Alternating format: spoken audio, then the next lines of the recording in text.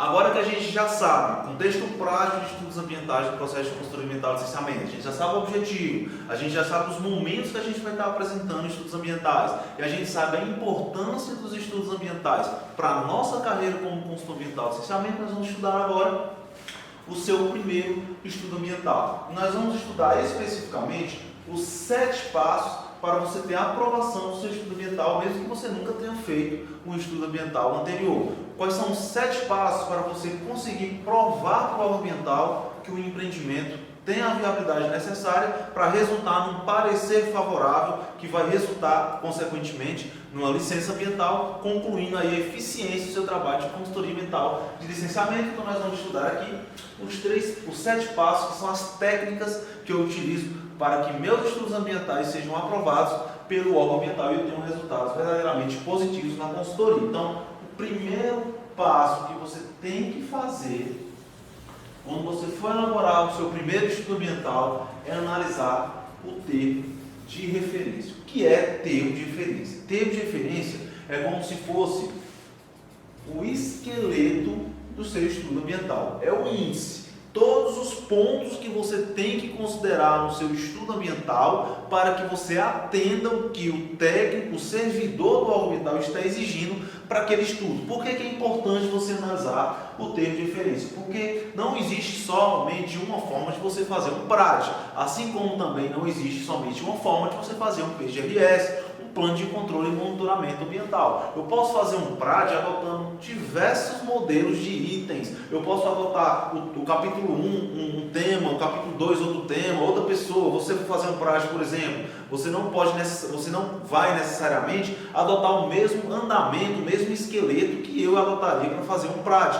Então, o que vai alinhar o pensamento de você como consultor ambiental e do técnico que está exigindo estudo ambiental é o termo de referência.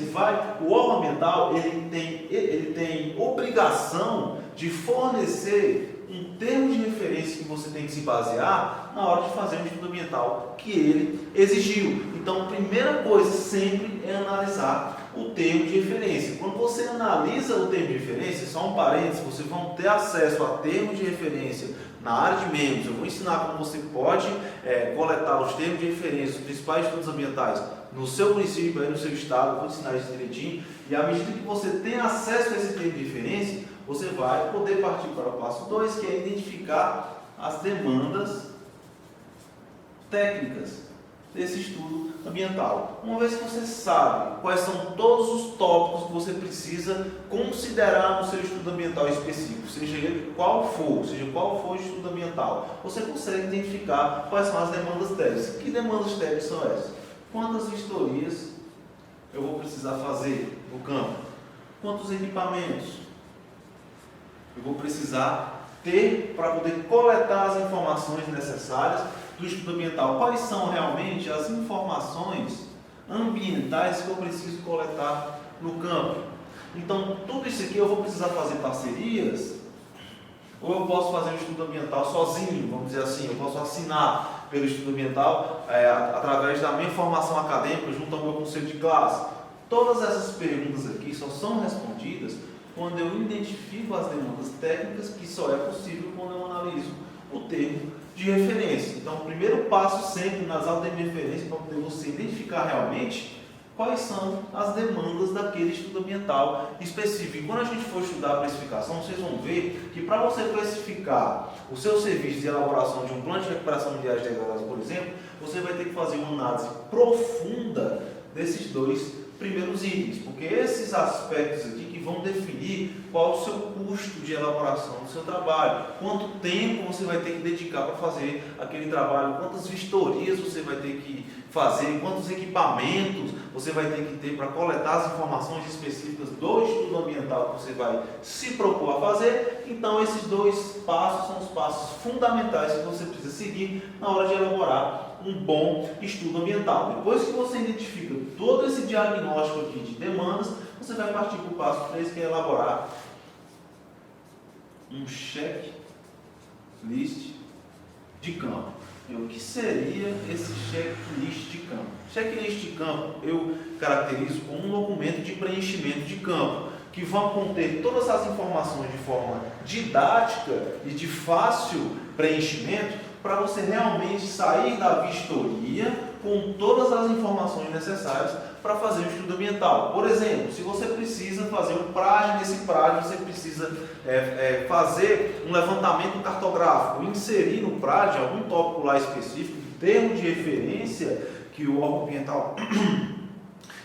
ambiental solicitou, você precisa botar lá uma planilha com as coordenadas geográficas dos locais onde você efetivamente vai fazer o trabalho de recuperação ambiental. Então lá no checklist de campo vai ter uma planilha que você vai preencher lá as coordenadas. Isso é um exemplo. Se você tem, por exemplo, informações adicionais que você precisa anotar para atender realmente essa demanda, no checklist vai ser o documento onde você vai fazer o preenchimento, de modo a você evitar algo que pode prejudicar e muito o seu trabalho de consultoria, chamado de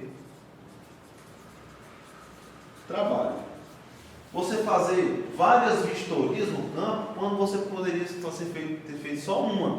Eu não estou dizendo que você não vai existir a necessidade de você fazer várias vistorias. Pode acontecer que você precisar ir várias vezes no campo.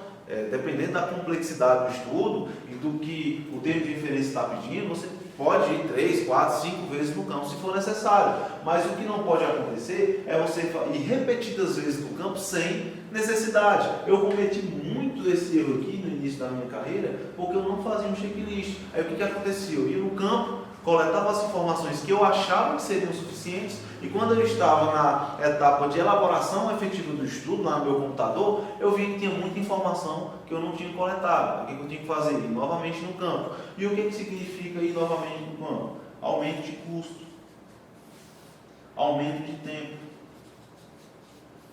E esses dois fatores podem significar ineficiência do seu trabalho de consultoria ambiental especializada em licenciamento. Então, quanto menos você puder ter custo e quanto menos tempo você puder gastar para fazer um estudo ambiental, de modo que ele realmente atenda ao objetivo do seu trabalho, melhor, mais eficiente será seu trabalho de consultoria ambiental especializada em licenciamento. De uma forma muito eficiente de você diminuir o custo e diminuir o tempo de execução, é fazer um checklist que vai te evitar retrabalho. Então, esses são os 3 pontos.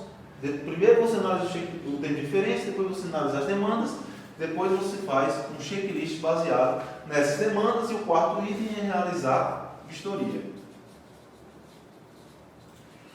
Então você só faz uma vistoria no campo depois que você fez todas as etapas anteriores. Depois que você fez todo esse trabalho, é que você faz uma vistoria. Um erro muito comum é você querer ir ao campo antes de analisar tudo isso. Eu já te falei, acabei de te falar quais os problemas relacionados a esse tipo de pular essas etapas. Então, não pule as etapas. É importante que você só vá a campo depois que você realmente ter a clareza do que realmente você vai fazer no campo. Depois que você vai no campo, o 5º passo é você construir um banco de dados. E esse banco de dados é um banco de dados um pouco diferente daquele que a gente já construiu. É um banco de dados de referência bibliográfica. Esse banco de dados de referência bibliográfica vai te dar uma fundamentação de conteúdo voltado para informações ambientais relevantes que você vai estar cotidianamente colocando no seu estudo ambiental. Por exemplo, um dos tópicos universais em estudos ambientais complexos, daqueles da etapa 3 de licenciamento, é a caracterização do meio onde aquele empreendimento está localizado. Então você vai ter que fazer uma caracterização do clima, caracterização do recurso hídrico, caracterização da geologia, do solo, enfim, várias características que vai depender do termo de referência que o órgão ambiental direcionou para você fazer aquele trabalho. E para você fazer uma caracterização eficiente, você precisa ter um banco de dados de referência de informações confiáveis, informações de trabalhos publicados pelo IBAMA, por exemplo, pelo CPRM, que é o Serviço Geológico do Brasil, a ANM, a Agência Nacional de Mineração, os próprios órgãos ambientais do seu estado, artigos científicos, documentos acadêmicos, teses de doutorado, dissertações de mestrado, desde que sejam informações confiáveis e informações relevantes sobre a caracterização ambiental aí do seu estado, do seu município, porque cotidianamente você vai ter que estar inserindo referências no seu estudo ambiental, para que ele tenha uma fundamentação, uma justificativa confiável junto ao órgão ambiental. É como se você estiver fazendo um artigo. Eventualmente você tem que colocar uma citação no seu artigo para poder confirmar aquilo que você está falando. No seu trabalho de conclusão de curso, com certeza você teve um capítulo a parte só de referência bibliográfica, onde você citou artigos, citou dissertações, citou trabalhos acadêmicos, citou autores que puderam justificar o seu trabalho. Da mesma forma, estudos ambientais precisa que você tenha referências que justifiquem aquilo que você está colocando no seu estudo ambiental, mas são referências confiáveis. Não é qualquer referência também, são referências confiáveis. E construir um banco de dados vai te facilitar e muito na elaboração de estudos ambientais, no sentido de dar maior confiabilidade àquilo que você está apresentando. O sexto passo é apresentar mais ilustrações, ficou pequeno aqui, né? Ilustrações e menos textão. Eu gosto de destacar isso aqui, porque muitas vezes a gente acha que a gente tem que ficar fazendo textos enormes de estudos ambientais, enchendo de linguiça, enrolando, fazendo várias páginas de texto. Cara, quanto mais textão você coloca, mais cansativo é a análise do órgão ambiental. É como se você estivesse lendo lá 30, 40, 50 páginas só de texto. Isso torna o trabalho muito cansativo e muitas vezes ele pode negligenciar algumas informações. Ele que eu falo é o técnico que vai analisar o estudo. Pode negligenciar muitas informações importantes que estão naquele estudo ambiental, que poderiam garantir uma viabilidade ambiental. Aconteceu muitas vezes, no meu estudo de caso, no início da minha carreira, que eu recebi um ofício na etapa 3 de licenciamento, pedindo complementação de um estudo, de uma informação que tinha lá no estudo. Mas o fato de eu ter colocado muito texto fez com que o técnico acabasse não vendo, ficou cansado demais na análise, porque ele não só analisa o seu estudo, ele analisa milhares de estudos, centenas de estudos ambientais de diversos empreendimentos que estão lá fazendo trabalho de licenciamento também. Então, quanto mais, eu vou colocar aqui embaixo, que ficou meio pequeno, ilustrações você colocar, melhor é a leitura, mais fácil de entender. E o que são essas ilustrações? São figuras, mapas, tabelas, planilhas, gráficos. São artifícios didáticos que te facilitam a comunicação. É muito mais fácil você fazer uma caracterização geológica de um local onde o empreendimento está localizado, empreendimento de extração mineral, por exemplo, através de um mapa. Você faz um mapa utilizando o banco de dados que você construiu anteriormente e você faz uma interpretação das informações que estão naquele mapa. Então, torna a análise mais fácil, mais didática e menos cansativa e aumenta as chances de você ter uma aprovação de um estudo ambiental. Então, esse sexto passo é extremamente importante na elaboração de um bom estudo ambiental. E o sétimo passo é copiar menos e interpretar mais. Ao invés de você pegar os textos do banco de dados, que vão ter muitos textos, muitas argumentações importantes, e focar em copiar essas referências, copiar da maneira correta, colocando as referências lá, tudo direitinho,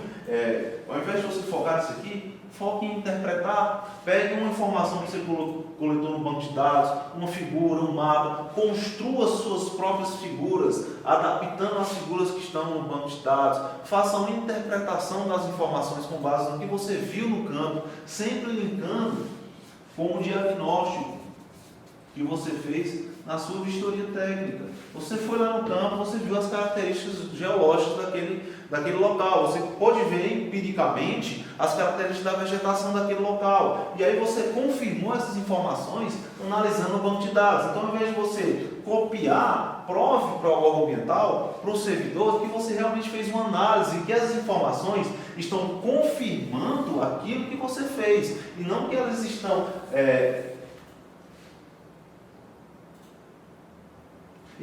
estão justificando tudo aquilo que você está colocando no estudo ambiental. O banco de dados é para confirmar a sua interpretação como técnico. Então, quando você deixa isso evidente no estudo ambiental, você aumenta consideravelmente as chances de você ter um processo eficiente de consultoria ambiental e licenciamento.